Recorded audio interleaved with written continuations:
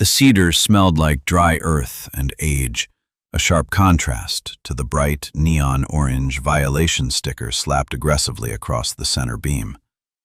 I stood in my backyard, a tape measure loose in my grip, staring at the discrepancy. The wooden fence separating my property from Madeline's was structurally sound. I knew that because I read wood the way other people read the morning paper. The joints were tight, the posts were sunk deep, and the gate swung true. There was absolutely no logical reason for a homeowners association condemnation notice to be stapled to it. I leaned closer, tracing the edge of a perfectly routed bevel with my thumb. That was when I heard the rustle of leaves. Madeline stepped up to her side of the gate. The late afternoon sun caught the bright, clean lines of her blonde bob. She wore thick, black-rimmed glasses that magnified the sharp, observant intelligence in her eyes, and a simple gray tank top that matched the worn, comfortable aesthetic of her garden. I stood facing her, the sawdust from my morning's work still clinging to my own gray t-shirt. She rested her arms on the top rail of the wooden fence, leaning over slightly. The breeze shifted, carrying the scent of damp soil and jasmine. I realized I had been staring intently at the hardware of her gate for a full 2 minutes. A small, knowing smile pulled at the corner of her mouth. She leaned an inch closer, her voice dropping into a quiet, amused murmur that barely carried over the sound of the cicadas. "If you want to see, just ask." I froze. My thumb stopped moving against the wood.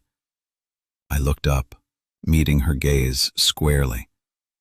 She wasn't flirting. She was calling me out. "I wasn't snooping," I said, my voice coming out rougher than I intended. I shoved the tape measure into my tool belt. "I was looking at the lag bolts. Someone used zinc-plated hardware instead of hot-dipped galvanized. It's going to rust out in 2 seasons. Madeline let out a short, quiet exhale of a laugh. The tension in her shoulders dropped, just a fraction. "Of course you were looking at the bolts, Jackson. You've been glaring at my pergola for 3 weeks. "It's out of plumb," I answered automatically. "The left post is leaning a 1/4 inch. "It has character," she countered, though her smile faded as she looked down at the bright orange sticker between us. The humor drained out of the afternoon, leaving a heavy, humid stillness behind. "Arthur doesn't care about the bolts, or the character." Arthur was the president of the local HOA, a man who treated a clipboard like a weapon. I had moved to this quiet suburban street 6 months ago, seeking a sanctuary from the relentless grind of high-end custom builds in the city center. I just wanted a place where the noise stopped. But Arthur made a habit of measuring grass height with a ruler. "What did he hit you with?" I asked, keeping my tone level. Madeline adjusted her glasses, her knuckles pale against the dark plastic frames. "An unapproved structural alteration citation. He claims the pergola and this gate exceed the height variance. $50 a day until it's torn down." $50 a day. I did the math instantly. "How long has that sticker been there?" 10 days, she said quietly. $500, and climbing. I looked at the gate again. It wasn't just wood to her. I had watched her spend hours under that pergola, cultivating orchids, reading, finding her own quiet. Tearing it down wasn't just a demolition, it was an eviction of her peace. "Are you going to pay it?" I asked. "I'm going to fight it," she said. But I saw the slight tremor in her fingers as she gripped the top of the fence. A microtel. She was terrified. "There's a community board meeting on Thursday. I'm going to present my original permits." "Permits from 10 years ago won't stop Arthur if he found a new loophole," I said, stating the plain truth. I didn't offer sympathy. Sympathy didn't fix structural loads. She looked at me, a defensive wall snapping into place behind her eyes. "I'll handle it, Jackson. I just came out to tell you not to worry about the property line. I won't let it affect your side." She turned and walked back toward her house, her spine perfectly straight. I watched her go, my hands heavy at my sides. I wanted to tell her to wait, to offer to look at the paperwork, but I forced my hands deep into my pockets. You don't take over someone else's problem just because you know how to wield a hammer. You wait until you are asked. Thursday evening arrived with the oppressive, sticky heat of an incoming storm. The community center was a sterile room with fluorescent lighting that buzzed like an angry hornet. I sat in the back row, arms crossed, wearing a clean work shirt and steel-toed boots. I told myself I was just there to understand the neighborhood politics. Madeline stood at the front podium. She had brought a neat, organized folder of documents. She spoke clearly, laying out the timeline of her construction, the approvals she had received a decade prior. She was composed, factual, and completely right. Arthur sat behind a folding table flanked by two silent board members. He didn't even look at her papers. He just tapped his pen. "Ms. Gardner," Arthur interrupted, his voice dripping with bureaucratic condescension. "The grandfather clause you are referencing was amended in Section 4, Paragraph 2 last November. All secondary structures over 8 feet must comply with the new wind shear ratings. Your pergola does not. The fines stand. You have until the end of the month to comply, or we will place a lien on the property." A murmur went through the room. A lien. That escalated the threat from a nuisance to a genuine danger to her home equity. Madeline's posture remained rigid, but the folder in her hands dipped. She was completely isolated up there. The room was watching her drown in policy. I didn't think. I stood up. The metal chair scraped loudly against the linoleum, cutting through the silence. I walked down the center aisle, my boots heavy and deliberate on the floor. I didn't look at Arthur. I walked straight to the podium and stopped next to Madeline. "The wind shear rating," I said, my voice carrying cleanly across the room. "Section 4, Paragraph 2. It specifies a requirement for hurricane ties and a dead load capacity of 40 pounds per square foot, correct?" Arthur blinked, caught off guard. "Yes, and her structure is currently being retrofitted to exceed those specifications," I cut in. "I am the contractor of record. The site is under active renovation. According to state building code, which supersedes HOA bylaws, an active work site has a 60-day grace period before final inspection can be demanded." Silence dropped over the room. Madeline turned to look at me, her eyes wide behind her glasses. I didn't look back. I kept my focus locked on Arthur. "An active work site?" Arthur scoffed, though he shifted uncomfortably in his chair. "I haven't seen any permits pulled for a retrofit. Because cosmetic and reinforcement upgrades that don't alter the original footprint don't require municipal permits, only HOA notification," I fired back, citing the exact municipal code I used every day. "Consider this your verbal notification. We will follow up in writing by tomorrow morning." I looked down at Madeline. "We're done here, right?" She stared at me for a split second, processing the shift in reality. Then she closed her folder with a sharp, definitive snap. "Yes, we're done." We walked out of the community center together. The air outside was thick, the sky bruised purple with incoming rain. We reached my truck before she spoke. "You lied to the board," she said, her voice tight. Not with gratitude, but with panic. "I stated a proposed timeline," I corrected calmly. I leaned against the door of the truck. "Arthur was going to bury you in paper. You have to break the momentum." "I can't afford a master carpenter, Jackson." She crossed her arms, defensive, protecting her pride. "I know what you charge for custom work in the city. I am not taking charity." I didn't offer charity. I reached into my truck console, pulled out a standard project ledger and grabbed a pen. I flipped to a clean page. I offered a contract. I wrote her name at the top of the page in block letters. Madeline Gardner. The ink soaked into the heavy paper. It felt like dropping an anchor. $1, I said, looking up at her. That makes me your legal contractor of record. It binds the 60-day grace period. It stops the fines." She looked at the ledger, then up at my face. She was searching for a catch, a hidden motive. "Why?" "Because zinc bolts offend me," I said dryly, "and because nobody should lose their home over a piece of wood." She hesitated. The wind picked up, whipping a strand of blonde hair across her cheek. Finally, she reached out and took the pen from my hand. Our fingers didn't brush, but the transfer of the pen felt heavy. She signed her name at the bottom of the page.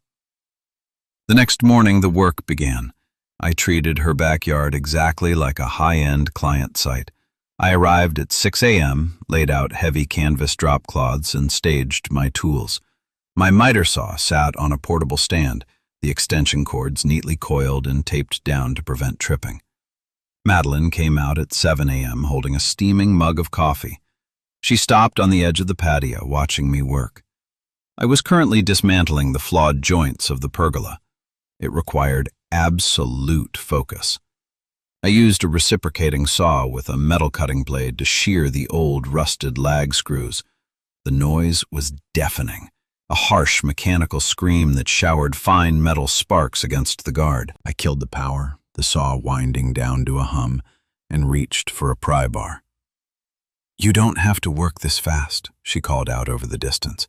I wedged the pry bar under the joist, applied controlled leverage, and popped the beam loose without splintering the fascia. "The longer the site looks unfinished, the more ammunition Arthur has. We close the target area quickly." She walked over, setting the coffee mug on a stable workbench. "Drink that before you dehydrate." She didn't hover. She went to her garden beds, kneeling in the dirt with a trowel, systematically working the soil around her hydrangeas. We existed in a shared rhythm. The sharp, clean sound of my impact driver sinking 6-inch structural screws into pressure-treated lumber alternated with the soft, methodical scrape of her gardening tools. Over the next 2 weeks, the routine anchored us. She never treated me like hired help, and I never treated her like a helpless client. When I needed a second set of hands to hold a ledger board level while I secured it, I didn't call my apprentice. I called her. She held the heavy wood without complaining, her stance solid, her focus absolute. I found myself noticing things. The way she organized her gardening tools with the same precision I kept my chisels. The quiet humming sound she made when a specific plant finally bloomed. The exhaustion that occasionally shadowed her eyes when she thought I wasn't looking. One afternoon, the temperature spiked to 95 degrees. I was installing galvanized hurricane ties, metal connectors that anchored the roof joists to the main beams. It was tedious, overhead work. My shoulders burned and sweat stung my eyes. Madeline walked out with a glass of ice water. She didn't hand it to me immediately. She watched me sink the last screw, perfectly flush. "You do this like it's a religion," she observed softly. I stepped down from the ladder, wiping my brow with the back of my forearm. "Wood moves. It breathes. If you don't respect the load path, gravity always wins. It's just math and discipline." I reached for the glass. For a fraction of a second, her fingers rested near mine. The glass was freezing, coated in condensation. I felt the sudden, grounding stillness that always hit me when she was near. The noise of the city, the stress of my business, the constant hum of anxiety. It all just vanished. I took the glass and stepped back, deliberately putting 2 feet of space between us. I kept my free hand shoved deep into my pocket. "Thank you," I said, my voice quiet. "You're making my home safe," she said, looking up at the reinforced beams. "I haven't felt safe here in a long time." That sentence carried a weight I couldn't ignore. I wanted to ask who had made her feel unsafe, what history had built the defensive walls she carried. But I didn't pry. I just nodded, turned around, and went back up the ladder. I would make the structure bulletproof. That was my job. By week 4, we were ahead of schedule. The pergola was nearly finished, stronger than municipal code required. The tension in the air had shifted from the threat of the HOA to a different, quieter kind of pressure. It broke on a Tuesday. I was at the supply yard loading lumber when my phone rang. It was Madeline. "Jackson," she said. Her voice was completely hollow. "Arthur is here, with a process server." I dropped a 50-pound bag of concrete mix. It hit the bed of the truck with a dull thud. "Don't sign anything. I'm 10 minutes away." I made it in 7. When I pulled into my driveway, the sky was turning a sickly, bruised green. A summer squall was moving in fast, the air pressure dropping so rapidly it made my ears pop. I vaulted the low front fence and walked into Madeline's backyard. Arthur was standing on her patio, holding a clipboard. A man in a cheap suit was walking back toward the street. Madeline was sitting on a garden chair, a thick manila envelope in her lap. She looked smaller than I had ever seen her. "What is this?" I asked, walking straight up to Arthur. Arthur looked smug. "A formal stop work order, filed through the county, not just the HOA. It seems there was an error in the original property survey from 20 years ago. A portion of the pergola's footing sits 3 inches over the utility easement. The grace period is void. The structure is illegal. She has 48 hours to demolish it, or the county seizes the equity." He turned and walked away before I could respond. The first heavy drop of rain hit the concrete patio like a bullet. The wind immediately kicked up, violently thrashing the trees. I looked at Madeline. She was staring at the envelope. 3 inches, she whispered. 20 years of living here, and they're going to take it over 3 inches. "Madeline, look at me." She didn't move. The rain began to fall harder, soaking her gray shirt in seconds. I stepped closer, crouching down so I was at eye level. I didn't reach for her hands. I just spoke with absolute, unwavering certainty. "I am going to fix this. We are going indoors." I stood up, stepped between her and the wind, physically shielding her from the brunt of the storm as I guided her toward the back door. Inside her kitchen, the sound of the rain hammering against the glass was deafening. The power flickered, then died, leaving us in the dim, gray light of the storm. Madeline stood by the island, shivering.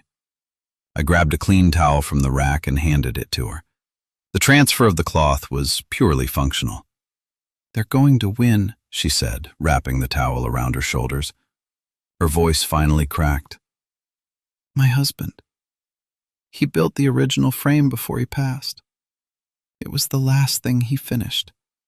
If they tear it down..." The inner wound. The reason this wasn't just a legal fight, it was a preservation of memory. The kitchen felt incredibly small. The external chaos of the storm battered the walls, but inside, the silence between us was heavy. I saw the tremor in her hands. I didn't offer empty platitudes. I didn't tell her everything happens for a reason. I walked to the kitchen table, pulled out a chair, and sat down. I pulled my phone out and turned on the flashlight, setting it face down so it cast a soft, diffused glow across the room. "Sit down," I said gently. She sat across from me. 3 inches of a footing is a concrete problem, I said, leaning forward, resting my forearms on the table. Concrete can be cut. Wood can be cantilevered. I can redesign the load-bearing supports to bypass the easement entirely. We don't demolish. We pivot. She looked at me, the panic in her eyes slowly meeting the steady logic in mine. "You can do that?" "I'm a master carpenter," I said, stating a fact, not a boast. "I manipulate physics for a living. Arthur is fighting with paper. I fight with gravity. I win." The tremor in her hands stopped. The transfer of stability was instantaneous.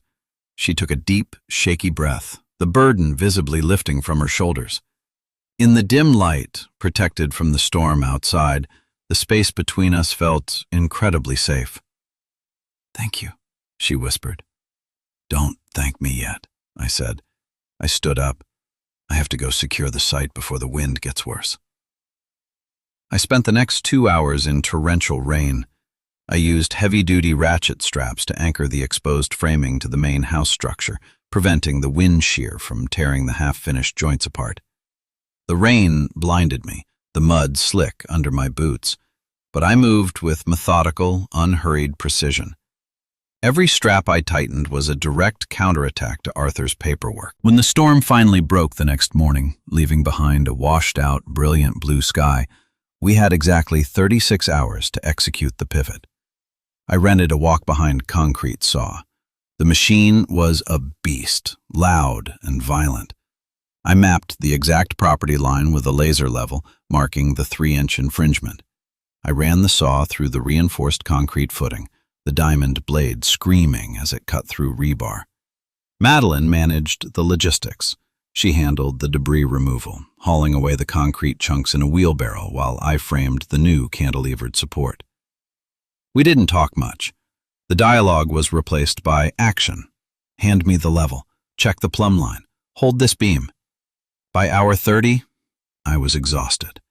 My muscles ached with a dull, persistent fire. I was installing the final structural bracket, a massive, custom-fabricated steel plate that would carry the entire weight of the adjusted roofline. It required holding 60 pounds of steel overhead with one arm while driving a massive bolt with the other. My grip slipped. The impact driver jumped, stripping the head of the bolt.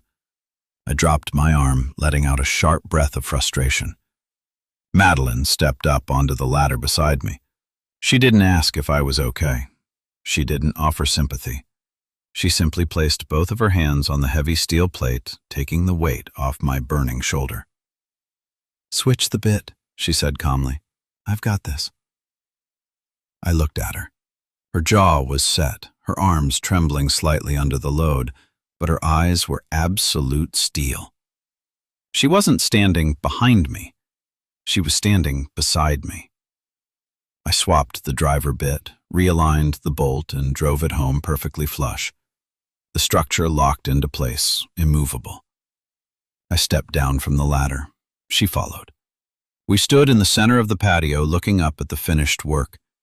The pergola was entirely off the easement. It was legally flawless. "It's done," I said. The community board meeting the following evening was packed. The neighborhood had caught wind of the showdown. Arthur sat at his table looking confident. When Madeline's name was called, she stood up, but this time she didn't walk to the podium alone. I walked right beside her, holding a large, rolled-up document tube. We stood before the board. Madeline placed a single sheet of paper on the table in front of Arthur. "This is an updated certified surveyor's report time-stamped this morning," she stated, her voice projecting clearly to the back of the room.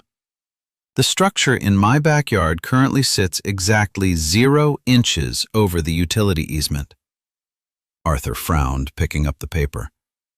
"That's impossible. The footing was removed, and the load path was redesigned," I interrupted, unrolling the blueprints and pinning them to the table. I pointed to the highly technical schematics. "The structure is now fully cantilevered, utilizing a steel-reinforced ledger system that exceeds county safety codes by 40%. The municipal inspector signed off on the structural integrity at 2 p.m. today. The stop work order is legally nullified." Arthur stared at the blueprints, then at the inspector's official seal. He looked for a loophole, a missing signature, a flaw in the math. There was nothing. The truth was measurable, concrete, and absolute.